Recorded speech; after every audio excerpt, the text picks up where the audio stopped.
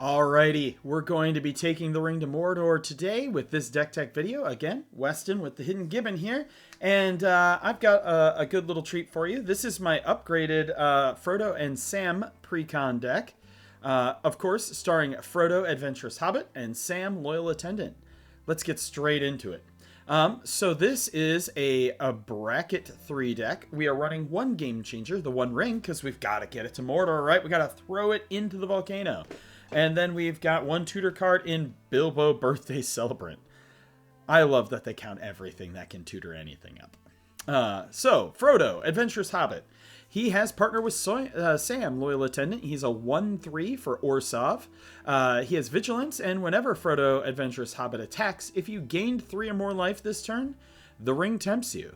Then, if Frodo is your ring bearer and the ring has tempted you 2 or more times this game, you draw a card. So you get to draw extra cards. Look at him, looking all menacing there with Sting in his hand. And then we have everybody's favorite friend. If everybody had Samwise as a friend, everybody would have a happier life. We have Sam, Loyal Attendant. He's a 2/4 for 1 colorless and Selesnya. He has partner with Frodo, Adventurous Hobbit. And at the beginning of combat on your turn, create a food token. Activated abilities of foods you control cost 1 less to activate. So the whole goal of this deck, because we are hobbits, we like having, not just one breakfast, but second breakfast, 11sies, afternoon tea, brunch, and their other 14.5 meals of the day. So we're going to make lots of food. We are going to eat that food to make to get our Frodo through, to gain a bunch of life and do some silly things. There are some combos in this deck, which we'll get into. For creatures, we have 26. All of them are pretty specifically chosen. I'd like to believe I've done the best I can to both mix high efficiency with flavor. We have Academy Manufacturer. This thing combos with everything, but especially with all my little hobbits that make food. It just simply says if you would create a clue, food, or treasure token, instead create one of each of those. Then we have Banquet Guests. It has affinity for food, so you're going to be making a lot of food. And it comes in with twice X 1/1 counters on it. I did put Bilbo Birthday Celebrant in because I really, really just want to win with this card at least once. I want to be able to activate it just once. Haven't gotten to yet, but I might someday. We got some mana dorks in there with Birds of Paradise, Delighted Halfling, Gilded Goose. We have Eleanor Gardener. You create a food in the beginning of your end step. If you sacked a food, which you should be sacking some of your food every turn, you can search your library for a basic land. Butterbur, Brienne Keeper. At the beginning of your end step, if you don't control a food, create a food. We've got Camilla. Other squirrels, you control a menace, and whenever you sacrifice one or more foods, create squirrel tokens so you can make some squirrels off your food. Get them some acorns. We got Farmer Cotton. Look at him all mad. Somebody's been stealing his cabbages again. When Farmer Cotton enters the battlefield, create X1/1 white halfling creature tokens and X food tokens. Feasting Hobbit, he has Devour Food 3. He's a big old hobbit. And creatures with power less than Feasting Hobbit's power can't block. Gandalf, so we can Panharmonicon some abilities.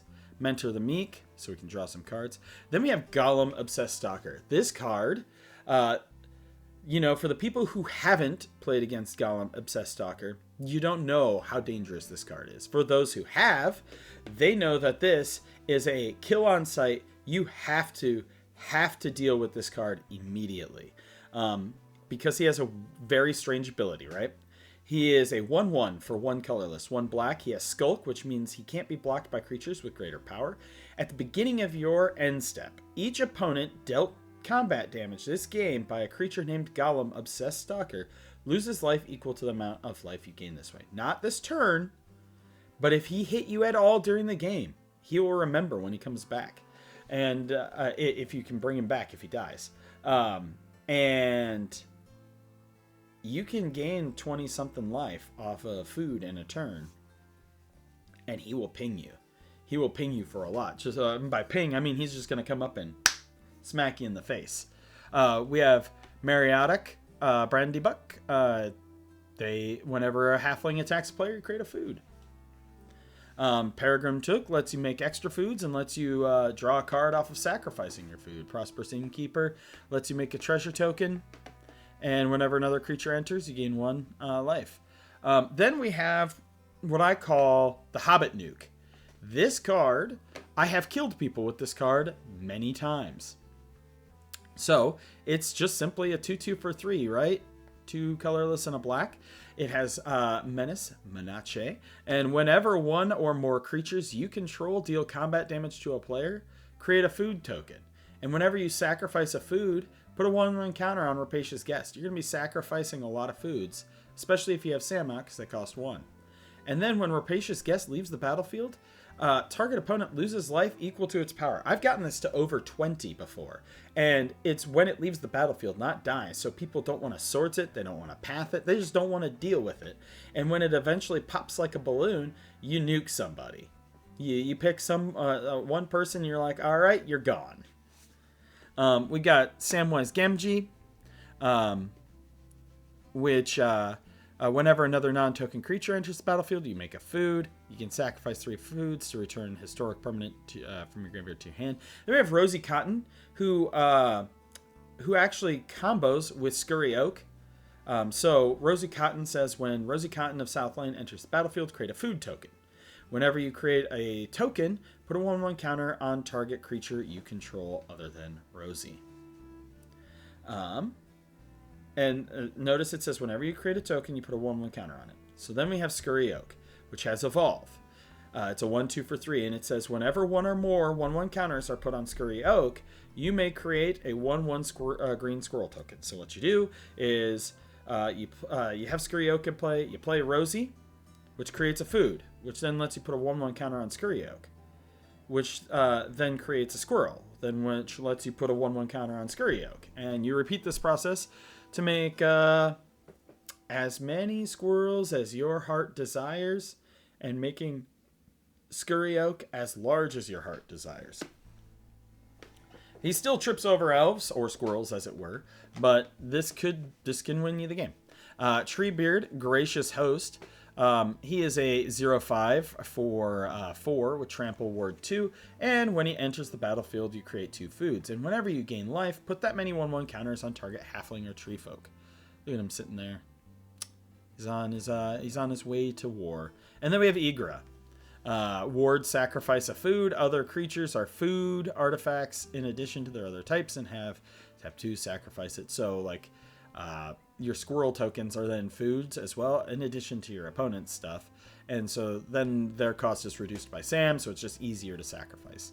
Whenever a food is put into a graveyard from the battlefield, put 2 1/1 counters on Igra, Eater of All.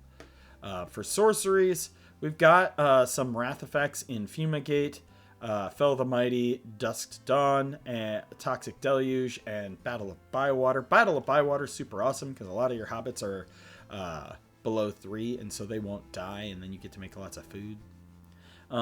We have many partings to search for a land. Revive the Shire to bring a permanent back. Farseek to search. Look at that adorable art, by the way. Harmonize to draw some cards. For instance, we're going to bake people into a pie. We're going to Crypt Incursion, which is exile all creatures from target player's graveyard. You gain life for each creature, or for each card exiled this way. We have Go for the Throat, Mortify, then Swords and Path. Artifacts, we have 12. Here's where you're going to see another one of our combos. So we have Academy Manufacturer, we have Clock of Omens, and we have Nuka-Cola Vending Machine, which says whenever you sacrifice a food, create a tap treasure token, create a food token.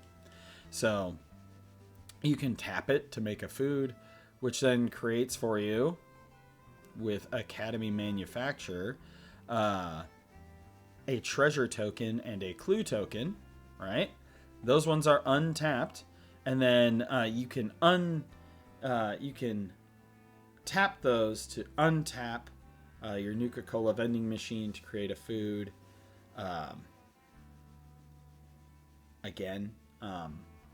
and you can always make mana, right, with some of your other stuff, and then you can just keep doing that. It's pretty fun. Ashnod's Altar, Altar of Dementia are both in here for sack outlets. You're sacrificing your foods. Field-tested Frying Pan. I just like the card. It's probably less efficient than a lot of the things, but we have it here. We have Well of Lost Dreams, where we can pay X to draw cards based on the amount of life you gain. Flowering of the White Tree. I think this card's underrated. It's really strong. It gives all your it bumps up your legendary creatures and gives them ward. Dawn of a New Age I really like. Dawn of Hope. Assemble the Entmoot. Killer Surface. Oh my, why am I yelling so much today? Herbs of Stew and Rabbit and Sanguine Bond. And then for lands, we're running 38. Pretty basic package. We got Path of Ancestry, Minas Tirith. Nothing overly fancy in here. We got the Shire. We got Rogue's Passage. Isolated Chapel. Just a pretty straightforward mana package. But yeah, I'm sure you've gathered from the 1,000,005 Lord of the Rings decks that I have. Let me know what you think of these upgrades to the Frodo and Sam precon. I think that this precon was already very strong when it came out. Even before I edited it, it was able to hang with some of my friends' Tier 3 decks, and even a couple games in Tier 4, especially since I upgraded it. It can play at Tier 3 and 4. But let me know what you think. As always, I do have the Google Sheets that you can fill out, linked below. If you'd like to see me brew a Commander deck for you and deck tech it. And then also, if you'd like to play a spell table game with me and my friends, you can get that scheduled that way. But as always, I'm Weston with the Hidden Gibbon. Thank you all for watching, and I hope you have a wonderful day.